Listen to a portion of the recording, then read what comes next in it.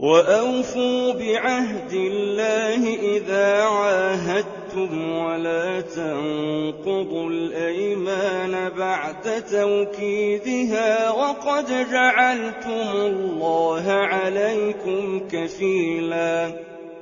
إن الله يعلم ما تفعلون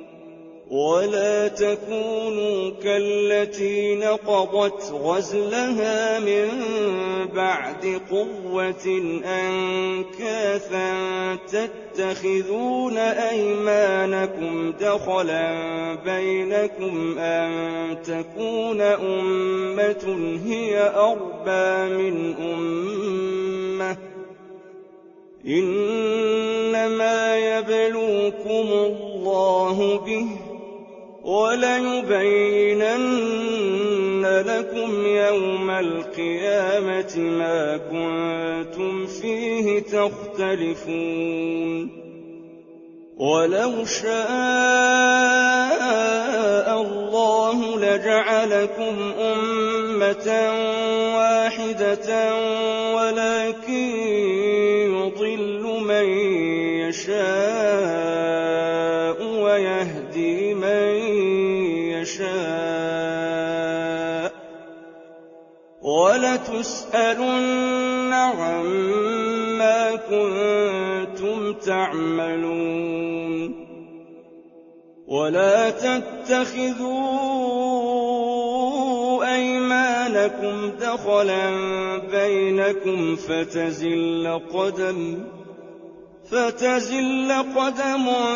بعد ثبوتها وتذوقوا السوء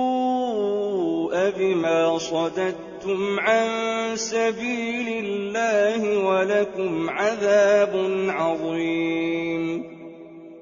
ولا تشتروا بعهد الله ثمنا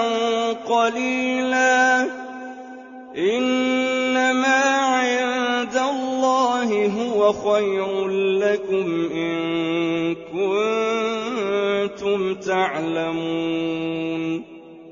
ما عندكم ينفد وما عند الله باق ولنجزين الذين صبروا أجرهم بأحسن ما كانوا يعملون من عمل صالحا من ذكر أو أنثى وهو مؤمن فلنحيينه حياة